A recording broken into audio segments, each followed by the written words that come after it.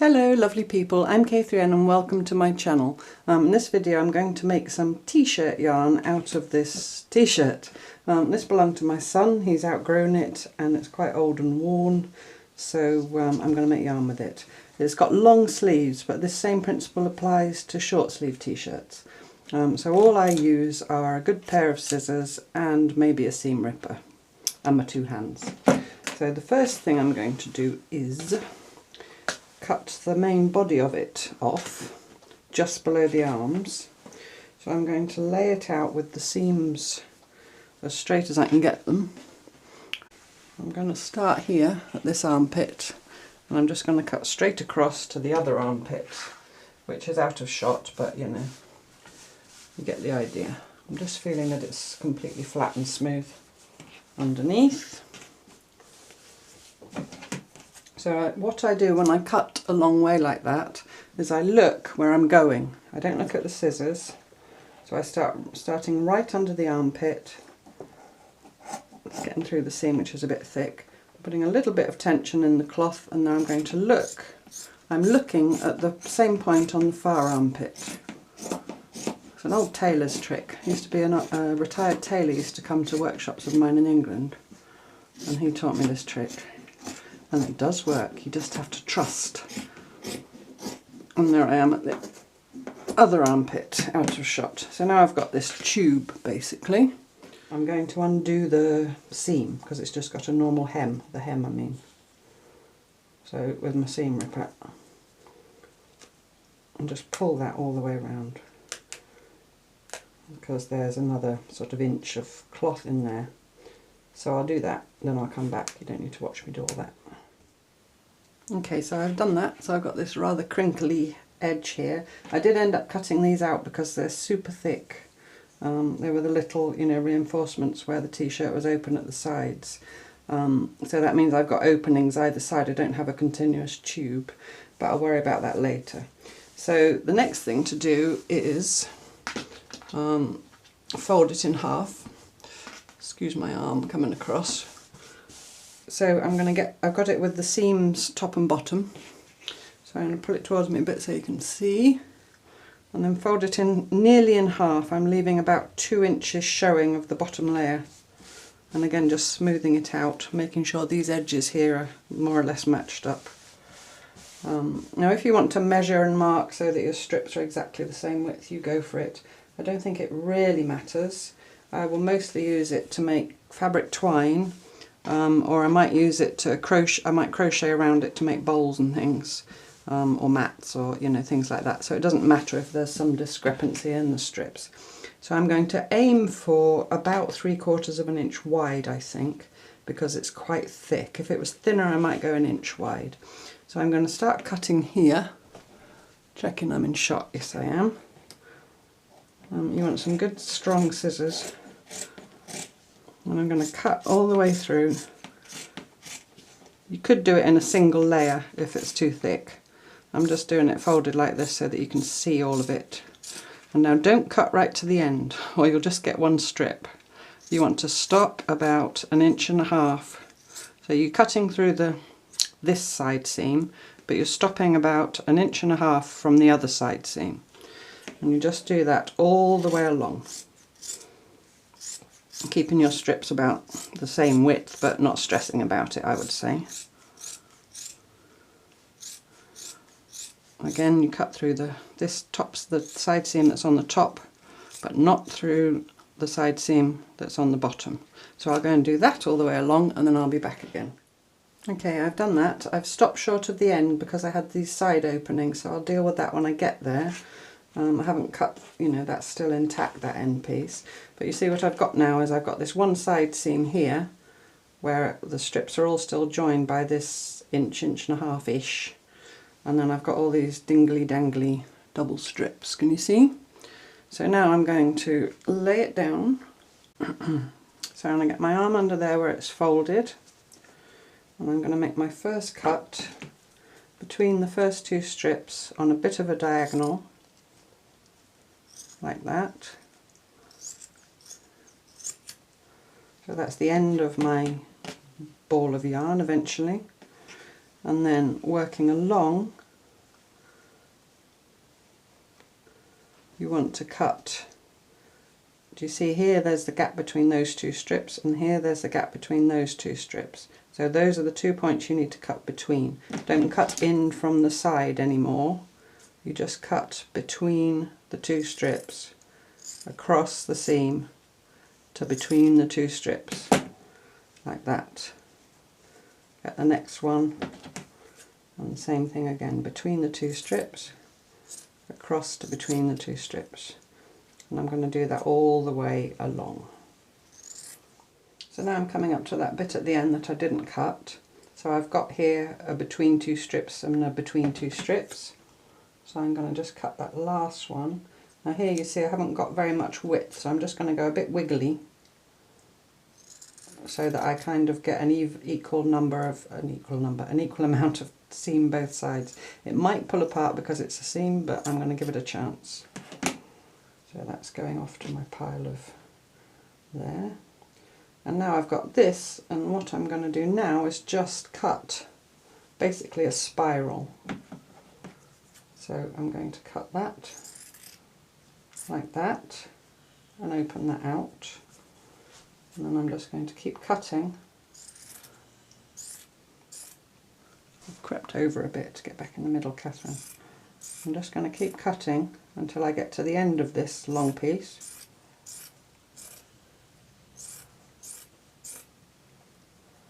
Nearly to the end, I'm not going to cut right through. Just making sure I keep my strip about the right width. I mean, if you've got a normal t-shirt, now do you see here I've got again that narrow seam going on. I'm going to just go halfway and hope for the best. I don't think I'm going to get a continuous strip out of this because of those side slits, but I'm going to do the best I can. You can always join it. And like I said, I use it for cloth twine and baskets and things like that. So I just want to show you, if you've got a flat piece, what you do. On this flat piece, I'm going to keep cutting until I'm nearly to the edge, and then I'm going to stop about an inch, inch and a half from the edge, and then I turn it, come along an inch and a half, which I'm about halfway what's left, and then cut that way against that. So I just leave that little square end for now and cut myself back, which has worked out that it's about halfway what's left. But if you had more left, you know, more of a flat piece, you just keep doing this up and down.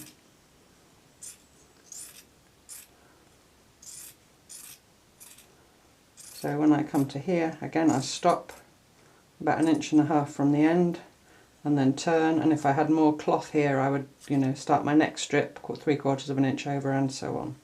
And then now, because you've got these weird square bits here, all I would do there, being careful not to cut right through, I would just round the corners off a bit, like that. And then when that twists into a ball, if it's still got some poking out, you know, when you come to make your basket you can trim it a bit more. Just depends on, you know, how it rolls. And I'll do the same back here with the other little end bits. Like I said, if you've just got a straightforward up and down the sides t-shirt, you won't have any of that. So when you've got all that, and I've lost my end, oh, there's another square bit there, just round that off.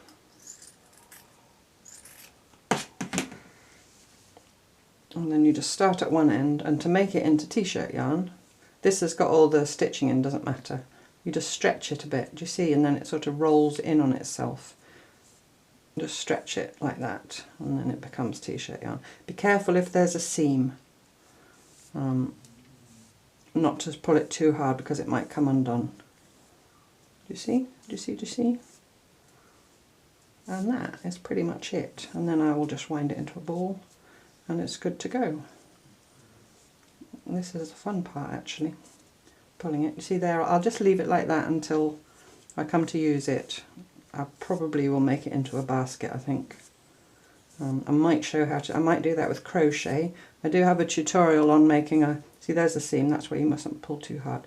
If it does want to come apart, I would just put a little stitch in it or something. Or even a knot, depending on what you're going to do with it. Yeah, sorry, I was saying I've got a tutorial on how to make a cloth twine basket, and there I did a figure of 8 stitch with a needle. I'd have another way of doing it with a crochet hook. I might make a basket with a crochet hook and come back and show you that. Anyway, I'm having great fun doing this. So that's that. So do you see you've got this big mess and then it becomes this reasonably well behaved yarn. If you've got t-shirts with short sleeves, you can do the same with the sleeves, just treat it in exactly the same way. On the top of this there's all this plasticky printing, so I'm not going, and you know it's got a V-neck with buttons and a collar and all that, so I'm not going to worry with that. What I'll probably do is cut all those out. Those will, I'm afraid, be waste for me. I wouldn't use those, but I'll keep the bits of cloth because I use that in my slow stitching. The collar also, I might use that in my slow stitching. I'll salvage the buttons. There's some cotton here I'll salvage, you know, salvage what I can. And this big piece on the back I'll also use for that. There is a way, if you've got a plain t-shirt, you know, and you end up with just the yoke of it, you can just do the cutting like I did on the flat end of the body of it and get more yarn out. But there's not, you know, I'm not going to here. Okay, for the sleeve I've been really naughty and cut the cuff off. Here's the cuff, full disclosure, because it was really hard to unpick. So I'll just put that in my scraps. I probably will use that for something at one point because I use lots of weird scraps in all kinds of journals and things, so it won't be wasted. But if you want to unpick your cuffs, you go for it. So it's the same principle as the body. I don't need to fold it in half because it's only small. So I'm going to make my cuts through both layers. I've just got it laid out flat. I'm starting at the seam side and I'm going to just cut through, stopping about an inch, also an inch and a half. Doesn't have to be exact or the same every time. Just don't cut all the way through is the important thing. If you find it hard work cutting, I have seen people doing this with a rotary cutter. I don't really like recommending rotary cutting without using a quilter's ruler at the side. I've seen injuries caused that way. And I'm using scissors because, I mean, I have rotary cutters, but not everybody does. So, and I always like things to be as accessible as possible to everybody. But I would say if you want to rotary cut, be very careful, number one, and number two, cut against a ruler. But you know, I can't make you, I can only recommend. And do keep your wits about you because it's very tempting to cut all the way through. And then you'd have to stitch it back together or something if you wanted a continuous length. I just mentioned about rotary cutters because I made a video a while back about dismantling a couple of skirts and I think a pair of jeans to get the cloth out to use in my work. And I had some comments from people saying, oh, it would have been easier with a rotary cutter. Just to explain why I'm doing it the old-fashioned way. But it, you know, it can be hard work on your hands. So just bear that in mind. Use good scissors. Now when I'm coming up here, you'll see there's the shape of the armhole here. So I'm going to stop and just leave a little bit attached until I get there. So now I go back to the cuff, and then this is, well, there's two important things. One is cut your first end, make sure you've only got one layer, hold it up, I hope you can see, and just cut under a 45-ish degree angle, and that's the end of your yarn. And then I always like to keep that to my left and out and put my hand inside, I'm inside the sleeve, and then cut always between two strips. So from this place between two strips to that place. And then if you pull your yarn out, you'll see that you're getting a continuous strand. Obviously if it comes off in your hand, it's too late. But between the strips, just keep saying to yourself, cut between the strips. Because if I go cutting here now, obviously I'll cut it off. I say obviously, but I've done it. So you're just going between each pair of strips from one side to the other. And keeping this piece roughly in the region of however wide your strips are. So I'm just going to do that all the way up, excuse me, to the end. There I've gone a bit skinny, but you know, it'll be alright. You can be more accurate if you want to. When it all kind of curls up on itself, all those things, all those little discrepancies even out, it's quite forgiving. If you don't like watching me cutting, feel free to fast forward. If you've got it already, feel free to, you know, stop watching. I would ask that if you have enjoyed the video, consider checking out my other videos if you're not already a subscriber. I do all kinds of things, mostly slow stitching, some natural dyeing and eco-printing, some journal making from time to time, some knitting, some crochet, mostly stitching, but you know, all those other things as well. And please hit the thumbs up if you wouldn't mind, because it helps me enormously.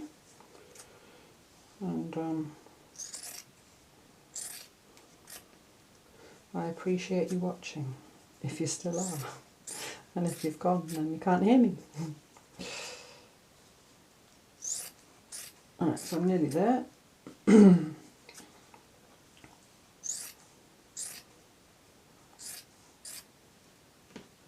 can make rugs even using t-shirt yarn. If you Google or do a search on YouTube projects using t-shirt yarn, I'm sure there'll be a bazillion of them. I like bowls and baskets, so that's what I mostly use it for. Right, so I've come to the top. So I'm just going to carry on cutting it round while I've still got the loop part. Hope you can still see, and I hope my head's not coming into shot. To there, do you see? And I'm going to just cut that like that. And now I've got this flat part. I just wanted to show you what I do with a flat part. So I put it down so it's easier. I just cut myself a strip all the way nearly to the end. Don't go right to the end. And when you get about 1.5 inches from the end, turn it round, move across the same width as your strips, mine are about 3/4 inch, and then cut the other direction, and again stop 1 inch and a bit from the end. Turn it round and do the same. So I wanted to show you this clearly, because if you've just got a flat piece of, you know, cotton jersey, you can still make t-shirt yarn. You don't need the tube. It's just easier when you've got the tube, but it's perfectly doable this way as well. So move along, and I think that's about as much as I'm going to get. And then I would just trim round off. I can go a bit further there actually. And then I would just trim off these cornery bits. So I'm not going to cut, there's where it splits. I'm just going to round that a bit just to get rid of the excess. And then you'll see when you make yarn you're going to get this bulky thing here. But once you twist it all in,